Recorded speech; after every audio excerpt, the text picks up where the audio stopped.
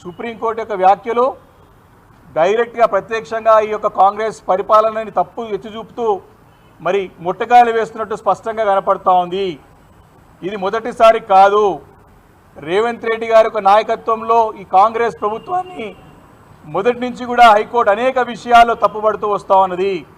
హైడ్రా విషయంలో మీరు తీసుకునే నిర్ణయం తప్పు, మీరు వివరించే తీరు తప్పు అని ఎత్తి చూపింది. అదేవిధంగా మరి ఫార్మాసిటీ విషయంలో కూడా మరి అక్కడ మన ఫార్మాసిటీ గురించి 17,000 ఎకరాలలో పెద్ద ఎత్తున ఫార్మాసిటీని ఏర్పాటు చేస్తే ఫార్మాసిటీని క్యాన్సిల్ చేస్తా అంటే కోర్టుకి మళ్ళీ సంప్రదించినప్పుడు కోర్టు కూడా ఆ విషయంలో మరి తప్పు అని చెప్పి ప్రభుత్వాన్ని ఆ తప్పును ఎత్తి చూపింది. అదేవిధంగా లగచర్ల యొక్క భూములను కూడా సేకరించే విషయంలో కూడా మరి తప్పు పద్ధతిని అనుసరిస్తున్నది. ఇది తప్పు అని చెప్పి కూడా మరి హైకోర్టు కూడా తప్పు మరి ముట్టకారు ఏడు కాకుండా మరి నేషనల్ హ్యూమన్ రైట్స్ కమిషన్ కూడా మరి ఏ రకంగా వీరు ప్రజలపైన మరి దౌర్జన్యం చేశారో కూడా ఆ రోజు వ్యాఖ్యానించడం జరిగింది. ఈరోజు కూడా లగచర్ల భూముల విషయంలో కూడా ఏదైతే వివరించే తీరున్నదో మరి అక్కడ అటవీ ప్రాంతం కాదు, అది అడవికి సంబంధించిన ప్రాంతం కాదు, ఇది ఫ్రీ ల్యాండ్ అని చెప్పి అప్పుడున్నటువంటి ప్రభుత్వంలో పెద్దలు సిఎస్ గారు ఆ రోజు ఎన్విరాన్మెంట్ కానివ్వండి వారి సబ్జెక్ట్లో ఉన్నది, ఆ రోజు ఫారెస్ట్ అండ్ ఎన్విరాన్మెంటల్ సబ్జెక్ట్లో ఉండే, అదేవిధంగా పొల్యూషన్ కంట్రోల్ బోర్డు కూడా చైర్మన్గా మరి వారు ఉండే. కాబట్టి ప్రభుత్వంలో ఉన్నటువంటి పెద్దలు కానివ్వండి, ప్రభుత్వంలో ఉన్న ముఖ్యమంత్రి గారు కానివ్వండి, తమకు వ్యాఖ్యలని తమ చేసే పనులని సమర్థించుకోవద్దు, తప్పుని చక్కదిద్దండి అని చెప్పి ప్రత్యక్షంగా వ్యాఖ్యానించి చూస్తూ ఉంటే మరి ఏ రకంగా ఈరోజు కోర్టుని తప్పుదో పట్టిస్తున్నారో ఈ ప్రభుత్వం స్పష్టంగా అర్థం చేసుకోవచ్చు. ప్రభుత్వం ఇది కాదు, ఈ యొక్క కాంగ్రెస్ ప్రభుత్వం ఇప్పుడు కాదు, వారు వచ్చిందే అబద్ధాల పునాదుల పైన వచ్చినటువంటి ప్రభుత్వం ఈ కాంగ్రెస్ ప్రభుత్వం. ఇప్పటికి కూడా మరి ప్రజలందరినీ కూడా తప్పుదో పట్టించి ప్రజలందరూ కూడా మోసం చేసి ప్రజలకి అరచేతుల వైకుంఠం చూపించి 100 రోజుల్లో 6 గ్యారెంటీలు ఇస్తామని చెప్పి నానా అనేక రకమైనటువంటి అబద్ధాలు వాగ్దానాలు చేసి వారు చేపించడమే కాకుండా ఢిల్లీలో వారి పార్టీ పెద్దలతో కూడా చెప్పించి ప్రజలని నమ్మించి మోసం చేసి అధికారంలోకి వచ్చినటువంటి కాంగ్రెస్ ప్రభుత్వం కోర్టులను కూడా తప్పుదో పట్టించే ప్రయత్నం చేస్తూ ఉంటే కోర్టులు మొట్టకాయలు వేస్తూ ఉన్నాయి, చెంపపెట్టు లాంటి తీర్పులు ఇస్తూ ఉన్నాయి. ప్రభుత్వం ఇప్పుడు కూడా కళ్ళు తెరవకపోతే తప్పకుండా తీవ్ర పరిణామాలు తప్పవని చెప్పి ఈ సందర్భంగా నేను మనవి చేస్తా ఉన్నాను. మరి ముఖ్యమంత్రి గారు వారు తీసుకున్న ఏ నిర్ణయం కూడా అన్ని కూడా రివర్స్ అవుతూ ఉన్నాయి, బూమరాంగ్ అవుతూ ఉన్నాయి, ఏది కూడా సరే అమలు కావట్లేదని చెప్పి వారు ఫ్రస్ట్రేషన్లో ఉన్నారు. ముఖ్యమంత్రి గారు ఫ్రస్ట్రేషన్లో ఉండి తను ముఖ్యమంత్రి అని మర్చిపోయి వేదికల పైన మరి ఉత్తమ్ కుమార్ రెడ్డి ముఖ్యమంత్రి అంటా ఉన్నాడు. అంటే ప్రజలు నవ్వుకుంటున్నారు. ముఖ్యమంత్రి గారు ఒక భాష, ముఖ్యమంత్రి ఒక తీరు, వారి ఫ్రస్ట్రేషను, వారు చేసేటువంటి అసందర్భ ప్రేలాపనలు చూసి ప్రజలు నవ్వుకుంటున్నారు, అసహించుకుంటున్నారు. ఇదే ముఖ్యమంత్రి దొరికిండయ్యా అని.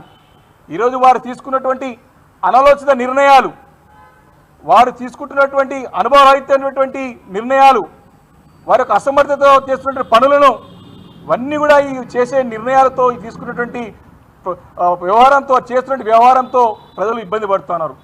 వారి యొక్క అనాలోచిత నిర్ణయాలు, వారి యొక్క అనుభవరహిత నిర్ణయాలు తెలంగాణ ప్రజలకి, తెలంగాణ రాష్ట్రానికి శాపంగా మారినాయి. ఈరోజు కోర్టులు కూడా అవే చెప్తా ఉన్న సంగతి ఈ సందర్భంగా మనవి చేస్తూ ఉన్నాను.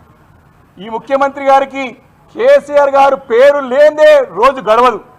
కేసీఆర్ గారి పేరు చెప్పుకొనే ఇంకా అదే పనులు చేస్తూ ఉన్నారు. రోజు కళలు కూడా కేసీఆర్ గారే వస్తారు వీరికి. వారు కేసీఆర్ పేరు చెప్తే వారు చేసింది చెప్పుకోవడానికి ఏమి లేదు. సంవత్సరంన్నర కావాలి వస్తూ ఉన్నా ఇంకా గత 10 సంవత్సరాలు ఏడుస్తూనే ఉన్నారు. వారితో పరిపాలన చేత కావట్లేదు, వారి అసమర్థులని ఇప్పటికే తేలిపోయింది. వారు మాటల్లో ఒప్పుకునే సంగతిని గుర్తు చేస్తూ ఉన్నాను. నిన్న ఇచ్చినటువంటి 400 పోస్టులు కూడా ఇరిగేషన్ సంబంధించి కూడా ఆ నోటిఫికేషన్ గతంలో కేసీఆర్ గారు ప్రభుత్వం ఇచ్చిన నోటిఫికేషనే. మరి నిన్న మొన్న కూడా ఇరిగేషన్ మీద పెద్ద మాటలు మాట్లాడుతూ ఉన్నారు. చాలా సందర్భాల్లో మేము చాలా స్పష్టంగా ఛాలెంజ్ చేసినాం. బీఆర్ఎస్ పార్టీ తరఫున హరీష్ రావు గారు చాలా స్పష్టంగా ఛాలెంజ్ చేసినాడు, చర్చకు సిద్ధమా అని చెప్పి. నిన్న కూడా చెప్పినారు, దానికి సమాధానం రాదు, దాటివేసే ధోరణితో వారు ముందుకు వెళ్తూ ఉన్నారు. కాబట్టి ఈరోజు ఈ ఎంక్వైరీ ఆ ఎంక్వైరీని మళ్ళీ ఎంక్వైరీ చేస్తానికి మళ్ళీ ఏదో చూసినాం నిన్న, ఏదో ధరణి ఫోరెన్సిక్ ఆడిట్ అని చెప్తా ఉన్నారు. ఇది ఇప్పటికీ ప్రభుత్వం వచ్చి 10ల సంఖ్యలో ఎంక్వైరీలు చేసినారు. విద్యుత్ కొనుగోలు పైన ఎంక్వైరీ చేశారు, కాళేశ్వరం ప్రాజెక్ట్ మీద ఎంక్వైరీ చేశారు, ఫార్మా ఈరేస్ మీద ఎంక్వైరీ చేశారు, Bhadradri Yadav thermal power projects మీద ఎంక్వైరీ చేశారు, బతుకమ్మ చీరల మీద ఆఖరికి చేశారు, కేసీఆర్ కిట్ పైన ఎంక్వైరీ చేశారు, అవుటర్ రింగ్ రోడ్ పైన ఎంక్వైరీ చేశారు, కోకాపేట భూముల్లో ఇంకా అనేక భూముల వ్యవహారాల్లో ఎంక్వైరీ చేశారు, ఇంకా అనేక ఎంక్వైరీలు చేశారు. ఎన్ని ఎంక్వైరీలు చేసినా వారికి ఇక్కడ తప్పు దొరకలేదు ఇప్పటివరకు కూడా. వారికి ఆధారాలు లేవు, కేవలం ఆరోపణలు చేస్తూ వాళ్ళ పబ్బం గడుపుకుంటా ఉన్నారు ఈ రేవంత్ రెడ్డి సర్కార్. చేసే పని చేసింది లేక, చేసింది చెప్పుకోలేక, చేసేది లేక, చేతగాక ఇంకా కూడా కేసీఆర్ గారి పైన మా పార్టీ పైన దుమ్మెత్తి పోసే ప్రయత్నం చేస్తూ ఉన్నారు. కాబట్టి ఇప్పటికైనా సరే రేవంత్ రెడ్డి గారు బుద్ధి మార్చుకోవాలా, పరిపాలన పైన దృష్టి కేంద్రీకరించాలా, పరిపాలన పైన దృష్టి కేంద్రీకరించాలా. వారు ఇచ్చినటువంటి 100 రోజుల్లో 6 గ్యారెంటీలు కానివ్వండి, పరిపాలన పైన శ్రద్ధ వహించాలా. వారి పార్టీ నాయకులే, వారి ప్రభుత్వంలో ఉన్నటువంటి కాంగ్రెస్ పెద్దలే, ఢిల్లీలో ఉన్న కాంగ్రెస్ పెద్దలే వీరి చేతగాని ధనం అని చెప్పి స్పష్టంగా తెలుస్తూ ఉంది. కాబట్టి వారు అధికారంలో లేనప్పుడు కూడా కేసీఆర్ గారి పేరు చెప్పుకొని పబ్బం గడుపుకున్నారు, అధికారంలో వచ్చిన తర్వాత కూడా ఇంకా కేసీఆర్ పేరు చెప్పే పబ్బం గడుపుకునే ప్రయత్నం చేస్తున్నారు. కానీ ప్రజలకి పరిపాలన అందించాల్సిన బాధ్యత ప్రభుత్వం పైన ఉన్నది. బాధ్యత గల అపోజిషన్ పార్టీగా తప్పకుండా వారు చేసే తప్పులన్నీ కూడా ఎత్తి చూపుతా ఉన్నాం. వారు మా మాట కాదు కదా, ప్రజలను కూడా పరిగణలోకి తీసుకోకుండా ముందుకు వెళ్తా ఉన్నారు. వారు చాలా మొండిగా పోతా ఉన్నారు, అహంకార పూరితంగా వ్యవహరిస్తూ ఉన్నారు. అందుకే కోర్టులు ప్రతి విషయంలో అడ్డుపడతా ఉన్నాయి. వారు చేసిన తప్పులు ఎత్తి చూపుతూనే ఉన్నారు.